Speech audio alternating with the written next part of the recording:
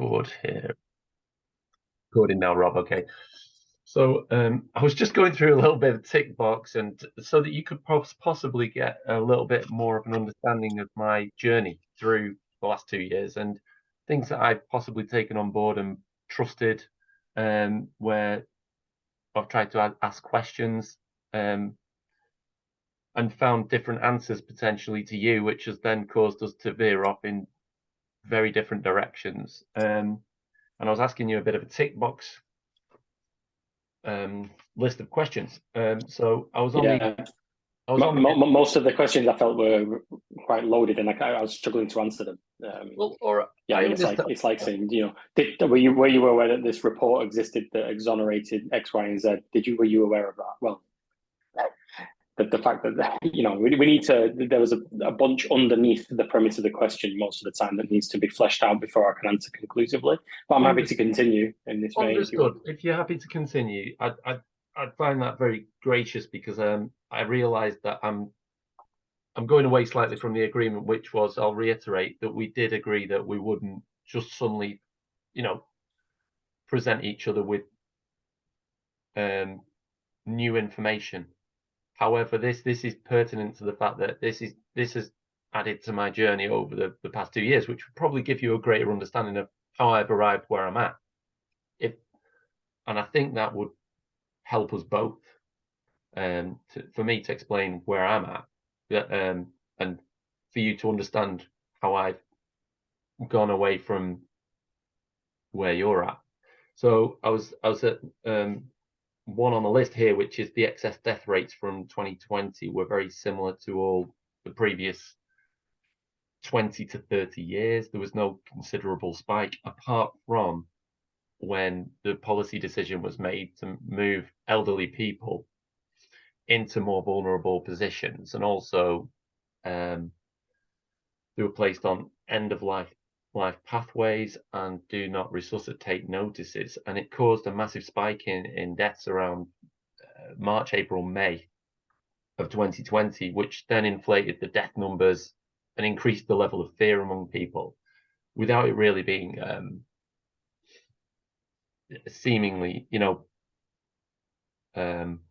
articulated that for the reasons why there was a spike there.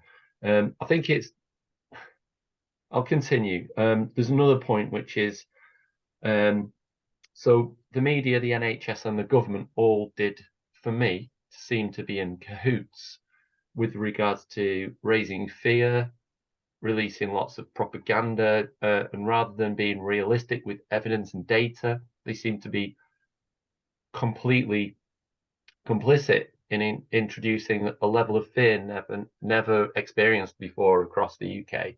And I know you were out of the country, but in the UK it was palpable. The fear was palpable. People were moving away from each other. Shops were letting one person in at a time. There was sanitization going on everywhere. The messaging was all around fear, but also added on to that, there was a behavioural insights team. Our taxpayer money was used to actually influence the nature of how we live our lives. And there was also a suggestion that there's a cyber wing of the British forces that was employed as well to stamp out any kind of dissent online, or any people questioning the narrative. There was also a campaign of censorship against anybody, including experts, that decided to speak out or offer any kind of alternative information. This raised my levels of doubt and cynicism, Rob, all the way through. Then along came the othering of people who dared to have a different opinion, which again I found really, really sort of disconcerting, and it raised again my cynicism and levels of doubt that what we were experiencing was about health. So after all of this, Rob, this is why I've got doubts about the vaccine. This is after all of that journey of doubt and cynicism raising. Here was the deal. We then had to accept it was a hastily brought to market new technology. It was advised by untrusty politicians. It was manufactured by companies that stood to gain greatly and simultaneously released. They all simultaneously obtained the technology but released different versions. It was that raised suspicions. There was no proper long-term data. What? Yeah. Can I, if I could just interject for a minute, right? Because you kind of positioned this as you wanted to take me down a decision tree of questions that I would answer that might, I don't know, converge us somewhere or show where we diverge. But it seems like what this has turned into is kind of just a meander through your thoughts. And whereas I'm happy, again, for you to take the lead here, I'm just not sure, because I'm feeling very much now like you're kind of just lecturing somehow on all of the, and you're putting a lot of things in there, again, which are still very loaded, which I'm constantly in my mind having to say, look, we're going to have to come back to that and say, okay, in accordance with our agreement, that's 100% unproven. And that, you know, during the course of that little meander that you just gave me, there's 4 or 5 points where I could bring you back and say, right, let's just agree, as we did up front, that is 100% unproven. And there's, you know, so I'm just not sure where this is going, I guess, is my point.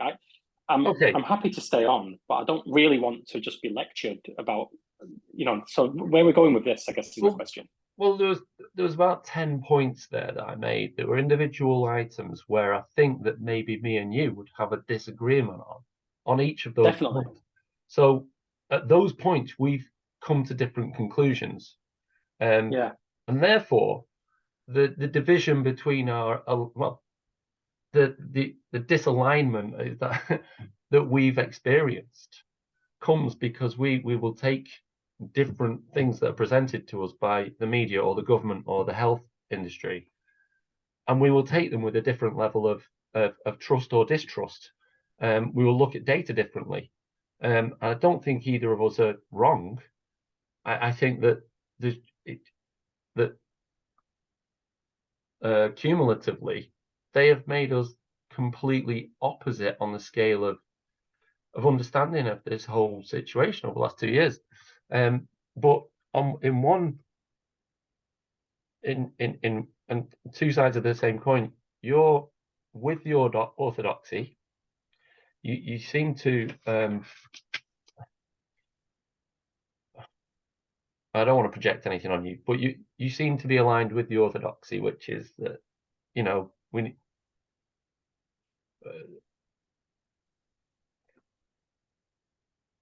the pandemic panned out as was presented by the Western media, whereas I would dispute most of the things that happened during that time, and I think that's where we've diverged. All the way along, there's been different key points where I've just looked at it completely differently. What would you say to that?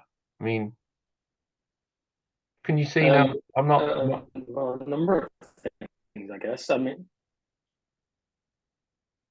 sorry, you'll finish. Go on. Sorry, I interrupted you after you. Sorry. Go on. No. So you asked me what would I say to that? I don't really know where to begin, but I suppose a number of things I would say to that. You still seem to be hung up on the idea that I have that I'm performing some sort of trust fall as it relates to blindly, you know, absorbing what the media says in all circumstances, and that's painting me in the light of the story that you're telling here. That's trying to paint me as naive. That seems to be the standard kind of position that you try and project onto me, to use your words, right? And that's not true at all. And it's demonstrably not true, because I've explained to you a number of times that my journey was such that I had a lot of doubt as it related to the safety of vaccines, and I went to a considerable amount of effort and personal time to go and read objective data, go and read, you know, trial reports and things of that nature before I got myself comfortable.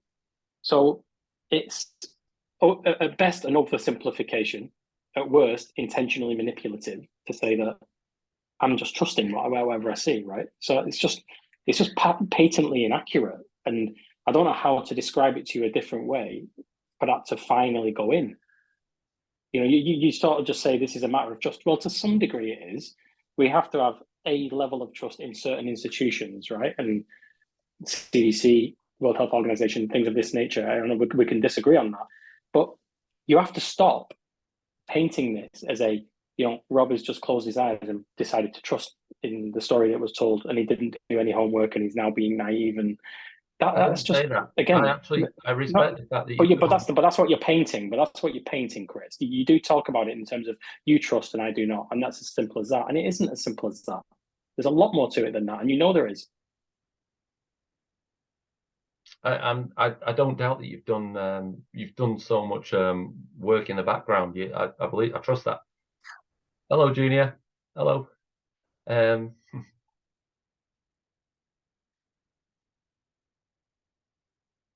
do trust that, but all the way through the hello. Hey, Chris. I'm sorry. I'm just closing out. No worries. Okay, but there is a flip side to that as well, which is that anybody, again, I don't like this term, on my side, has been painted as naive because we've maybe gone off. You've said this yourself. You said last week that that YouTube should not act as a surrogate for doing your. I don't think that's naivety. I don't think you're naive. Actually, I think probably the opposite, to be honest. I think you're really quite savvy and sharp. I wouldn't level a charge against you as being naive and believing everything that you see on YouTube. I think you're either consciously or subconsciously, that is to be determined, but I think you're building a narrative for yourself. I don't think that's naivety. I do think it's sort of self-reinforcing to some degree. And I'm not a psychologist, so I couldn't explain the reason why, but I think there is, I don't think naivety is something that you're suffering from, if I can use that. Expression. Thanks for that's a double-edged sword, that one, Rob. That was on one hand saying that I'm not suffering naivety, but then on the other hand, sort of like saying that I'm building a narrative for myself. But yeah, I think it's worse. I won't sugarcoat, right? I think what you're doing is worse than being naive, honestly. Well, and that's because I think you're betraying your own intelligence, frankly, and I think that's worse. Well, so I don't want that to come across as I've paid you a backhanded compliment, because actually I have a bit more disdain for what you're doing than if you were just purely being naive. Well, I can sympathise with that. You shifted this on. You've shifted it onto a kind of like suggesting I'm building a narrative for myself. But Rob, can I just take you back a couple of sentences ago where I was going to say you did mention that I shouldn't be using YouTube as a surrogate for the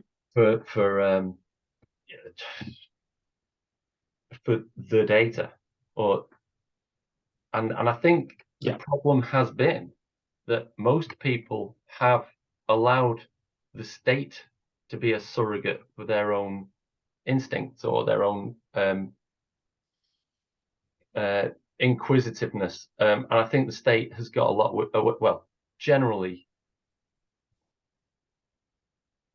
struggling to articulate this, but I think a lot of people have outsourced their critical thinking or outsourced their trust to a news report from a trusted source. Like, say, for example, we've had this argument before, like Reuters.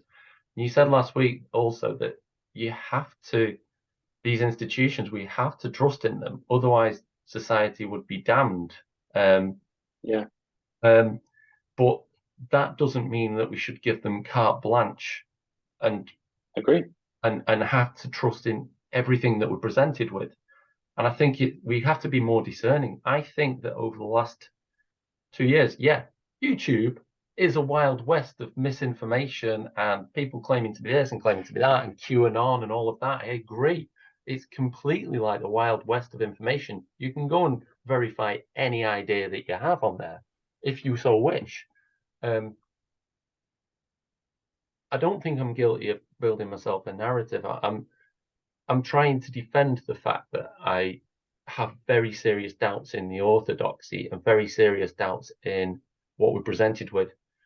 So let me, if I could just comment then on a bit of this, right? Because, well, I mean, first of all, I find it a little bit ironic to say that you accuse people of outsourcing where they get their knowledge from, but we conclusively demonstrated during the last discussion that you outsource exactly that, right? I mean, we conclusively demonstrated that in real time on record for everyone to see. And we showed that as it relates to presenting evidence of your claim, for example, I'm going to say this to you, right, Chris, quite a pointed way. Again, take it in the spirit it's intended, but you are now on the record as being entirely devoid of credibility, because, ironically, in light of, irrespective of what conspiracy theorists, and I'm going to use that term, right, people like yourself like to say, you, Chris, do not do your own research. You outsource it, and we demonstrated that you outsource it. So you abdicate the responsibility to someone else, and then you rely on summaries of data which are provided by other people. And it requires me to drag you to the table kicking and screaming and ask you 3 or 4 times, could you please just read the source of data that you've provided?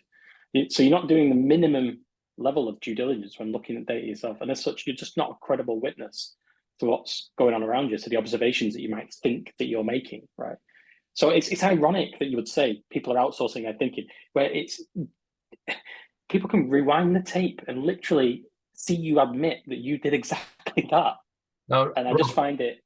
Well, with the report that I presented to you, I had actually read all of the report. Read snippets of it. You said you hadn't. I've read the majority of the report of the relevant parts. We can nitpick. I mean, that's not all, right? So it's all or it's not. Well, I didn't read word for word every single. I think it was 6 pages of kind of like a list of like anaphylaxis this, anaphylactic that, phalangia, etc. And obviously, I'm not going to read every single word, but the majority of the the main points on that report I had read. When you came back to me and said, have you read the report? I was like, well, yeah. Is he referring to the 30, I think it was 36 pages. But there was also that week, Rob, there'd been releases of different Freedom of Information Act, FISA report documents that had been released. And I was thinking, well, I've not read all of those because that would be 50,000 pages of science. And but I had read the report that was 36 pages, which I presented to you, and I think we both interpreted it differently. Granted, which is interesting. Granted, I think I started with I think I did actually start with the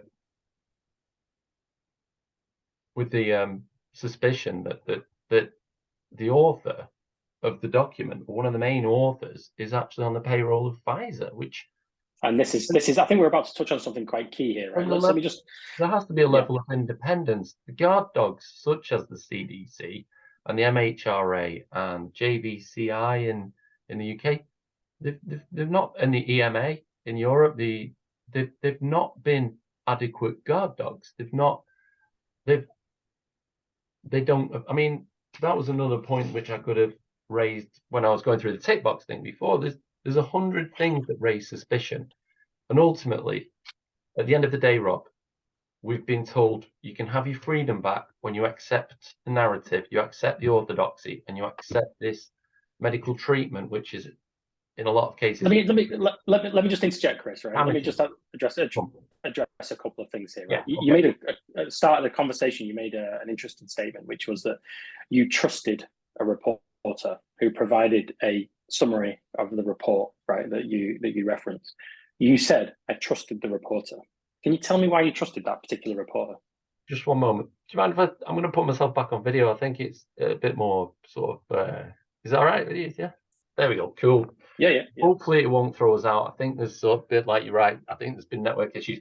The thing is that reporter, Robert, had been responsible for some other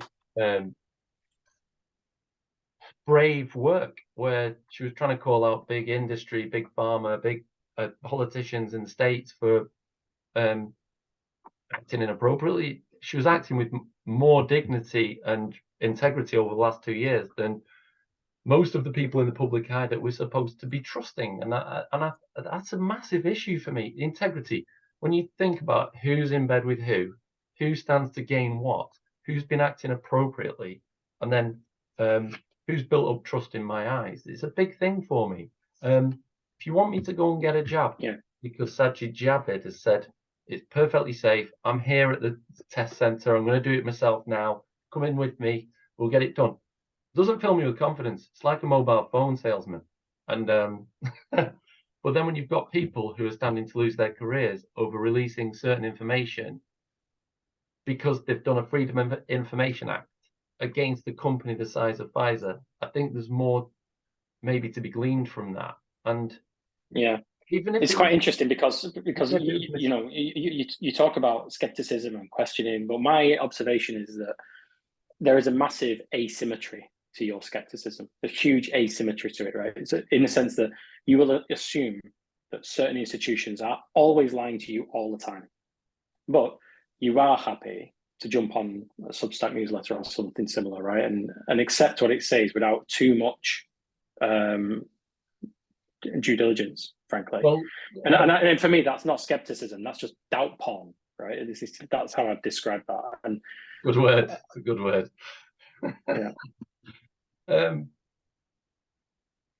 That researcher in particular, I think she's called Sonia Elijah, she'd been someone that I'd followed for a little while, where it was a lot of the information she seemed to be releasing was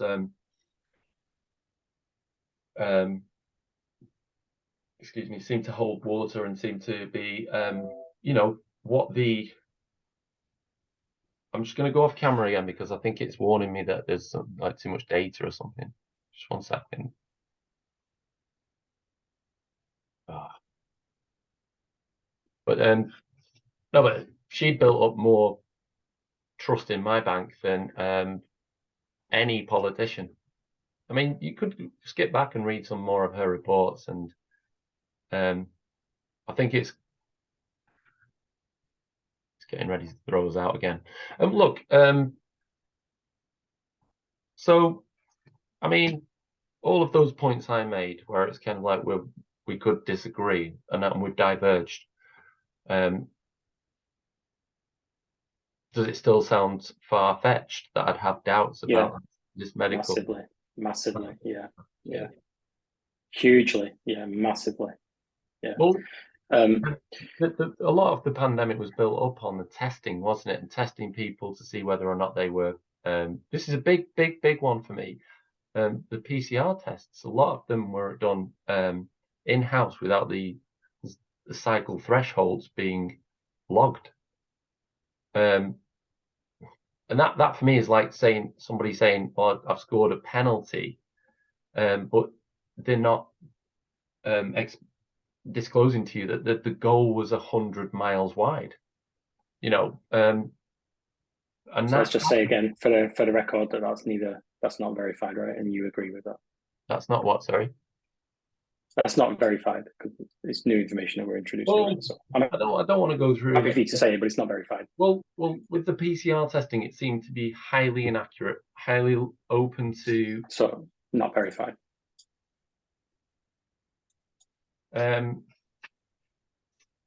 If you were to do some research into how they work and who was responsible for collating the evidence and who was responsible for displaying the evidence daily on TV, you would see that it was. I'll do my own research. Yeah, I just again to say it's not verified, right? So I'm happy for you to say this stuff, Chris. I don't want to stop you, but we agreed right at the start. You introduce things like this. I'm going to say we have both pre-agreed that that's not verified. So you have to stand by that. Right? Of course. But this is something that, again, 2 years ago, when we were all basing our ideas and our opinions on the trajectory of where we need to go, the purpose of lockdowns, whether or not we can go to see our friends or to a funeral or to continue working in our businesses that closed down. It was based on PCR testing, which is very, very open to abuse. And that for me was probably the biggest one. Because I think I totally get where you're coming from, Chris. I really do, right? And you do tend to throw a lot of this. This is problematic. This has got holes in it, and we could take this in 200 different paths of inquiry and drill into the detail, which we haven't got the time to do. So I'm happy for you to continue talking because I promised you could take the lead. But if you just keep throwing this stuff out at me, all I can do is sit here silently, which I don't know if that's good for the conversation. I feel like I've let you take a lead in a lot of this. Would you be happy for me to just say a few things? Fine. Yeah, absolutely. I think I said right at the beginning, right, that I'm a bit of a reluctant passenger, honestly, in this conversation. And I just want to take a minute to explain why, because I don't want it to be seen for the record that I'm now trying to just wriggle off the conversation, because I'm not. But I am genuinely losing interest, and I'll just explain to you the reason why, because I've been giving it some thought, right, since our last discussion. Okay.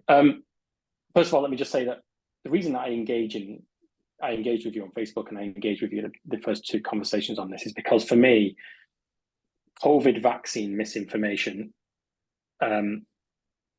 is unique in the sense that it can have a perception of legitimacy, and I think the reasons for that are because it's a very recent thing. We're going through it in real time. It's not like smallpox vaccines, right? We're going through the rollout of this kind of stuff. It's very topical, and it's something brand new. People have been scared to adopt it, myself included, right?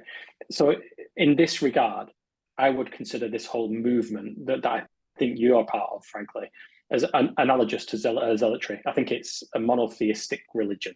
That's how let me just frame it like that, right? And the reason I'm framing it that way is because my view is that with the right amount of manipulation from someone who is clued up, such as a vicar or a priest, right? Anyone can be turned to monotheistic religion without too much difficulty. And I think that you constantly talk about this stuff in social media, or at least you did.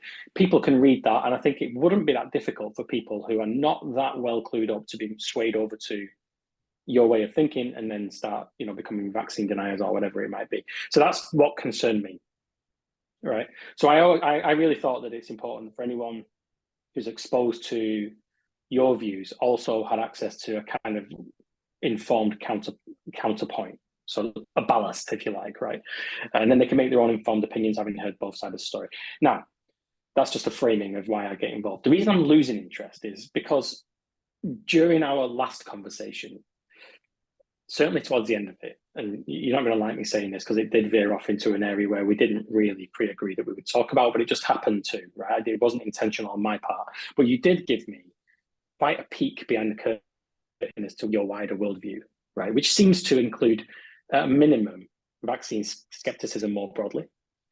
And you have alluded to me in personal discussions of things like, your skepticism around the narrative we get given on 9/11, for example. Now, I have trust that most rational people, not everyone, but most rational people will view most of what you say on a lot of these other topics as being the rhetoric of the lunatic fringe. It's the fringe of the fringe views on things, right? So in that regard, don't doubt that. So in that regard, right, I now start to view this kind of movement that I think you're part of as being more analogous to Scientology than it is mainstream religion. And let me just explain that a bit more, right? So I think we should have reason to be worried about the potential dangers of monotheistic religions. I think we should have reason to be scared of that. And that's why I try and provide a little bit of a counterpoint. But no one's concerned about Scientology, right? No, the Scientologists aren't going to take over. So outside of, when you hold these views, outside of any potential harm that I think you may be doing to either yourself, your family, or anyone else, for me, you're pretty harmless with these views. It's too far out there for us to be worried about. So I've lost interest because you're not, in my view is you're not doing any harm. You just, in my words, you have a lunatic view, but that's fine. Go and have it, right? It doesn't bother me. I'm not worried that you're going to sway people to that view because I think most people are rational enough not to follow that view. So that's kind of where I am, right? Just so you know, I'm not losing interest because I feel like I've won any argument. I've seen something in you that now makes me think, oh, I've got less to worry about than I initially thought, and I think people will see that. That's fair enough of you to comment that. You've mentioned a monotheistic religion, and the way people have been, you could insert the word science into that category over the last 2 years as well. People have treated it with almost religion-like zealotry, unable to question it. Even the gimmicks and the slogans used, they've been. I mean, you mentioned to me a few weeks back you're a massive fan of Christopher Hitchens. Yeah, I quite like him as well. I'd refer you to there's a speech he makes on Intelligence Squared, I think. You've probably seen it. It's about like 20 minutes where he just goes on a massive rant about religion, the damage it's done, how the church owes apologies for a litany of, disgraceful behaviors, which I would agree with.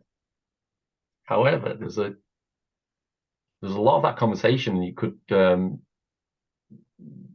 could replace the word religion with the word science, and it applies over the last 2 years where almost priests, there's been silence, there's been hidden agendas, there's been people following it blindly. You, to your credit, Rob, I do take my hat off, because that's why I've been interested in engaging with you, because you have done your research and you do seem to be genuinely concerned and careful, and I take my hat off to you about that. However, it does appear to me that ultimately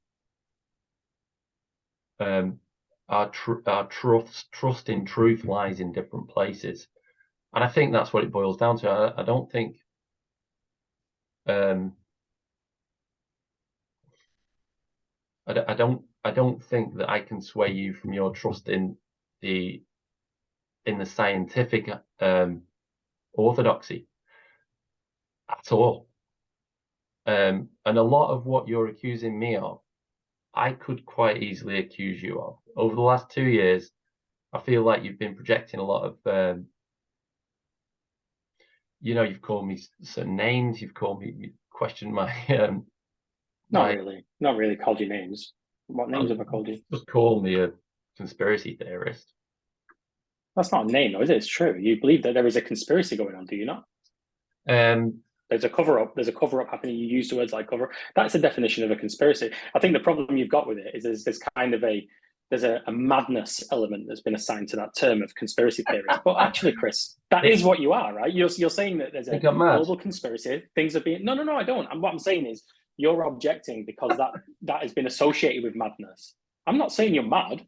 I'm saying you are a conspiracy theorist. You believe that there's a conspiracy going on, and you have a theory about how it works. Right? I'd say that's how it works, Rob. The fact that. But why is that calling you a name, Chris? I've not called you a name, right? You're able to now justify your position by labeling me with a label that's got negative connotations, rather than actually look at the potential that there has been. But now, Chris, you're just being effete. You're just being effete, right? I mean, if you're worried about I'm calling you a name because I'm calling you a conspiracy theorist. You've questioned my. What else have I called you? What have I called you? Well, you've questioned my mental state. You've also. Yeah, I knew you were going to bring that up at some point. I haven't questioned your mental. Well, no, let me be clear. I am questioning your mental state. Yes, I'm not suggesting you have a mental illness. I'm not qualified to make that determination. But I am questioning your mental state. Yes, I am, and I make no apologies for that. Fair enough. There was a video that you sent me, which was quite interesting as well. I found him really interesting. What's he called? This is not new. You sent it to me. You read a book and you sent me a suggestion of a book. I can't remember the name of the guy now, but he's basically a psychologist who investigates into status. You said that. Will Storr, was it? That's the one. Will Storr, yeah. You suggested maybe by alluding to that I was building myself into a messiah within a movement. No, I didn't. You like to put the words on it. I didn't say anything like messiah. What I did say, you said that was I think there's merit. No, I didn't say that either. You put those words down on the page. What I did say is I think that you're getting some kind of gratification from being seen as someone who is high in the hierarchy of conspiracy theorists. That's not saying messiah. That's not saying cult leader. You said those things, not me. can I tell you something, Rob? There's been nothing more heartbreaking to me than seeing people obey ridiculous rules, disobey their own intuition, follow politicians. I'm sorry you feel that way. It's been heartbreaking, Rob. It's not some position that I've taken lightly. It's standing up and saying, this appears to be ridiculous. Can nobody else see it?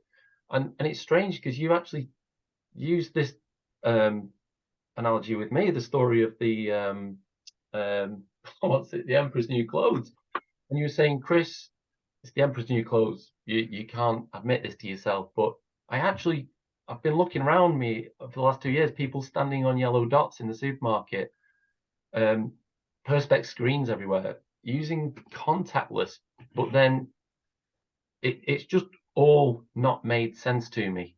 And and having to admit that it's not made sense on a very personal, intuitive level has it's been, I've lost lots of friends over it, Rob. I've not taken this position lightly. But I do think you've gained some prestige amongst the group of people that follow you in this stuff. And I do think you get a kick out of that, frankly. The people that follow me, that I would like. I think, or the group, the group that you're in. You admit that you've got a group of people who all think that like-minded individuals. I do think you get a kick out of showing them this kind of stuff that we have on video, and hopefully them agreeing that I'm wrong and you're scoring points. I think you love all of that, frankly, and that is a commentary on your mental state. It's not a commentary on your mental health. I think it's brave of us both to speak openly about what we think, and I think that's one thing that I think is great. I think that we can do that and in a mature way. Thankfully, we've not turned it into any kind of rude slanging match. I think we have boiled it down to quite a telling point, which is where our trust lies, and I think partly, not 100% of the story, partly. Okay. Well then, I don't. It's taught me a lot the last 2 years, Rob. It really has. It's taught me a lot, and it's taught me a lot about the core integrity within people. For some reason, I find you completely different. There's a lot of people who I can see who are totally easily led. They're willing to sell their whole sense of individualism or liberty down the river for the illusion of security. I think the state has got bloated and drunk on its own perceived authority, and the trust has gone. The cost to the trust in like the police force and medical establishment, the cost has been massive.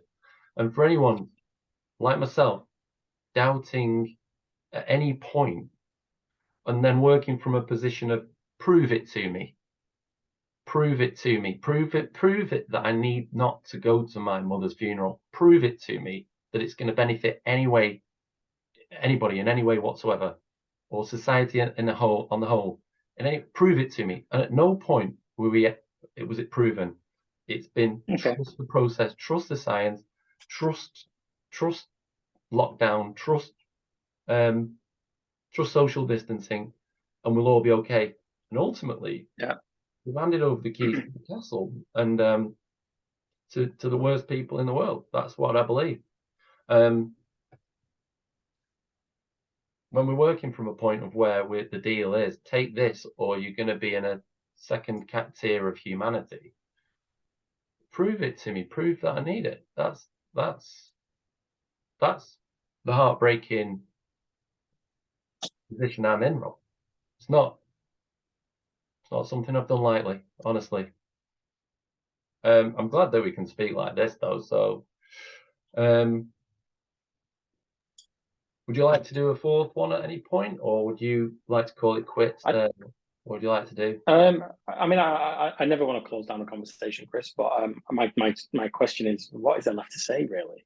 I mean, again, from my perspective, I'm comfortable that everything that needs to be said has been said. Everything that needs to be demonstrated has been demonstrated. I'm really comfortable with that, actually.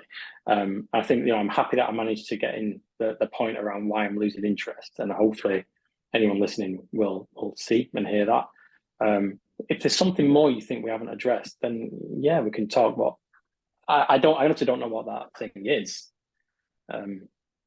So why don't you tell me what you think we might have missed, or what more we can get out of the conversation? I agree. I think we've kind of come together on a lot of things. I think we'd be going over old ground, or maybe just kind of nitpicking at each other. I think we've diverged. We've gone down different. You alluded to it last time as well. I think we potentially exist in different realities, and you said that as a kind of throwaway comment. Maybe, but I the more I've thought about that over the last couple of weeks, Rob, I think we do. I think we do. And I'm not saying that in a kind of like I'm mad or you're mad. I'm just saying that we've built up different perceptions of the world, and different levels of trust in things. And there's probably two things that I'd like to say just to close, and then I'm happy for you to say whatever you want, and I can stay on for a little while if you need it, the extra time. But so I guess the first thing is I just want to steelman an argument that I think you've made with respect to how what is played out over the last few years, right?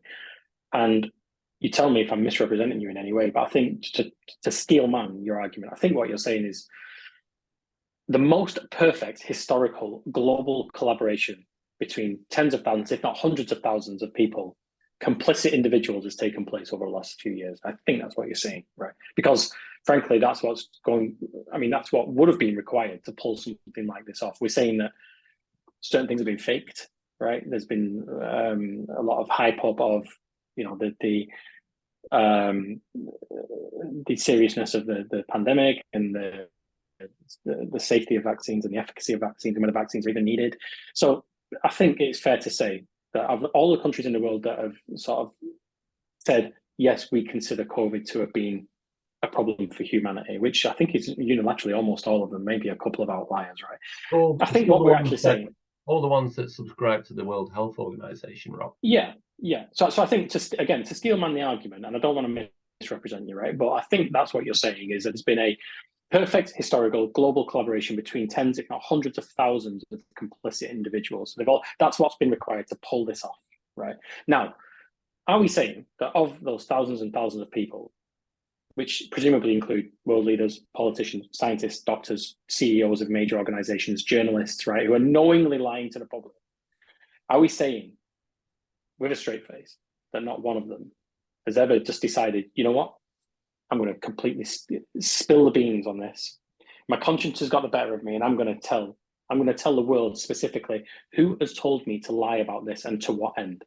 Right. So even if we discount the hundreds and thousands of people maybe who've been complicit, are we saying that there's been no disgruntled ex-partner of any of these people who are privy to that information, who have wanted to get revenge, or someone else that might be on the inside? Are you telling me that no one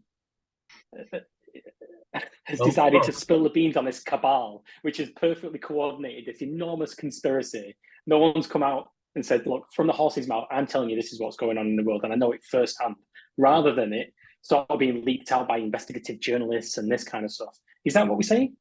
Do you know what I'm going to propose? Maybe we could do another hour in a couple of weeks, and we'll discuss this, and you can see how sort of maybe what I've got to suggest on that. I don't think it can be something that I can answer in just a second or a sentence or a But do you think I've misrepresented what you're saying, or oversimplified it in some way? I think you've oversimplified it, but I do think there's lots of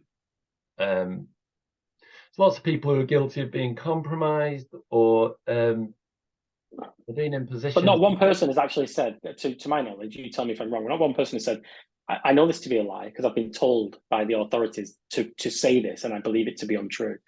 I mean, that doesn't appear to have happened, as far as I can see. Would you have the appetite to discuss this over another half an hour session? That depends. What I would have the appetite to do is you to show me if that's happened and I've missed it somehow. And then if that is something that I can go and have a look at in my own time, and then decide that it's worthy of another conversation, maybe. But I don't want to spin wheels, right? So yeah. I mean, but my summary of that is that if what you subscribe to is a version of that, I appreciate I may be oversimplifying, right? But if what you're subscribing to is a version of that, even if it's more complicated, that, Chris, doesn't map onto any version of any potential reality that I can imagine. Okay. Now that could be me being too narrow, right? But it doesn't map onto any potential version of reality that I can ever imagine. And what that means in my mind is that, as far as I'm concerned, you and I are just operating on different firmware. And therefore we never ever gonna. I think you have oversimplified it. So you're pushing me into that kind of like the fringe of the fringe there.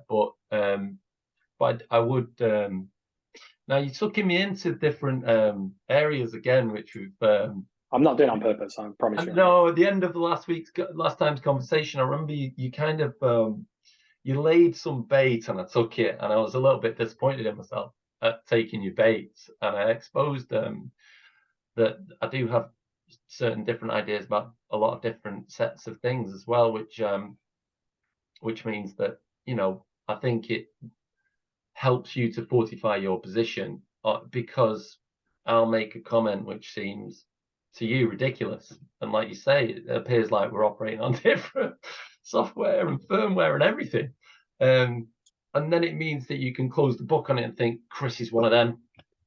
That's it, without the opportunity to sort of justify any of those reasons why I've diverged from the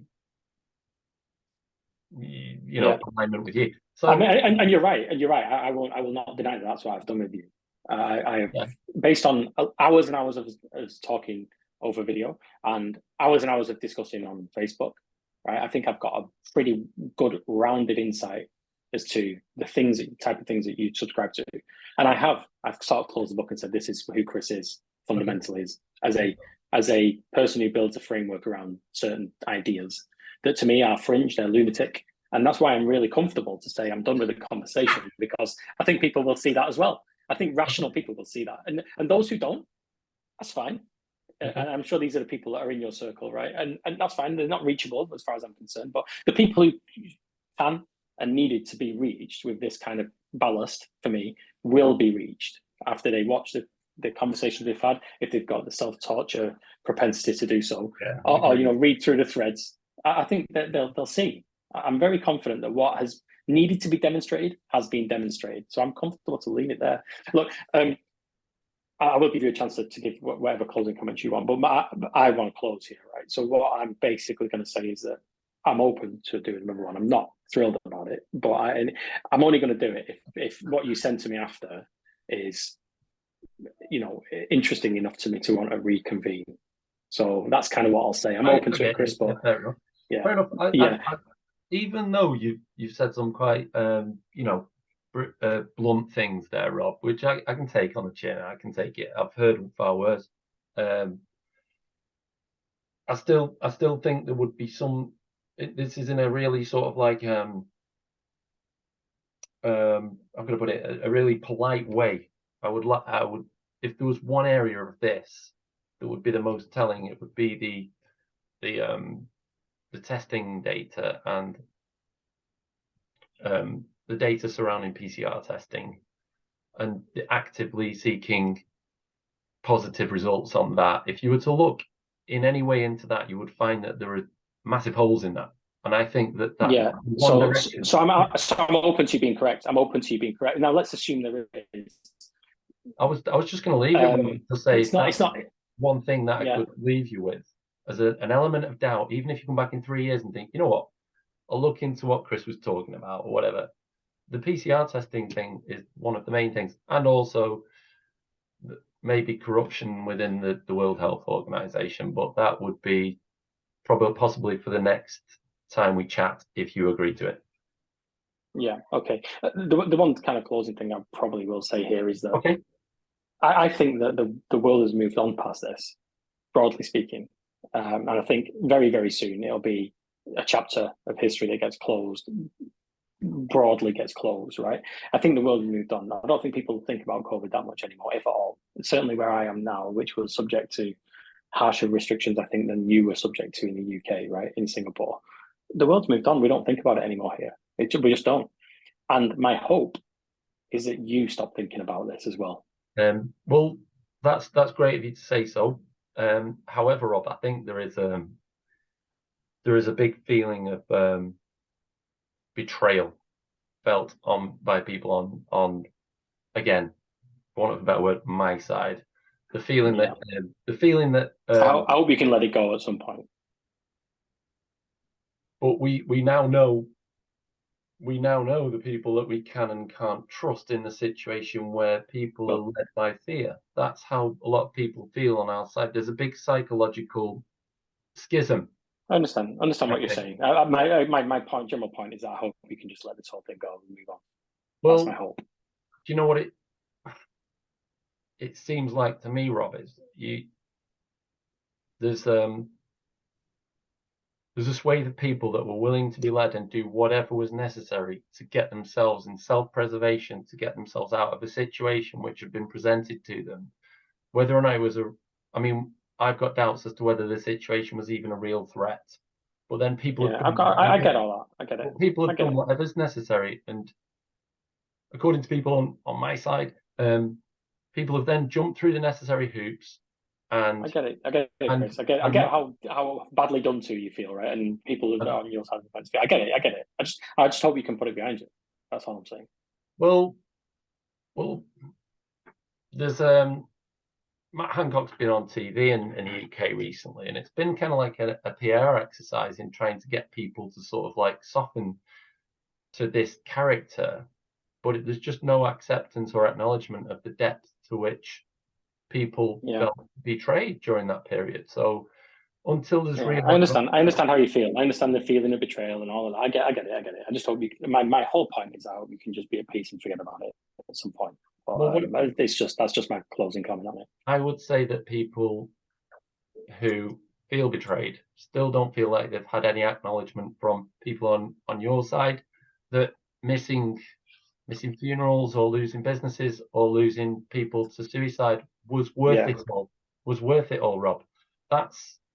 And if I sound ridiculous or I should move on, then fair enough. That's your opinion. But I do think there was a lot of harm done. There's the damage to the trust in the health service, doctors, police, politicians, right across the board. The damage is immeasurable, Rob. And this comment, just to move on from it, it needs some acknowledgement before it needs atonement. It needs atonement. Yeah, I know. We need reparations. I know. So look, that is just my general thing, right? I think you're a good guy. I think for your own well-being, that's something that you should let go of. But that's up to you, right? Where how you spend your time in your life is your choice. I have no say, right? It's just a personal view. Chris, let's wrap up. Unless you've got something else to say. Been good to chat. I'll send you some stuff if you'd like to chat again. I'd be willing to do this again in a very civil way and a gentlemanly way, which we have done, which I commend you for. And I think that we've done it in a nice civil way. I think it's exposed things about both of us, but I've got no hard feelings, Rob. If you decide not to chat, fine. If you decide not to chat again, fine. But if you do decide to chat again, I'd welcome that as well. I find this quite constructive. Yeah, my feeling, right? So the jury's very much out on that for me. But fair enough. Yeah, I mean, if you send me something that I think warrants a further discussion, fine. But I think from my side, I'm comfortable that what has needed to be said has been said. Fair enough. I'm going to stop recording now.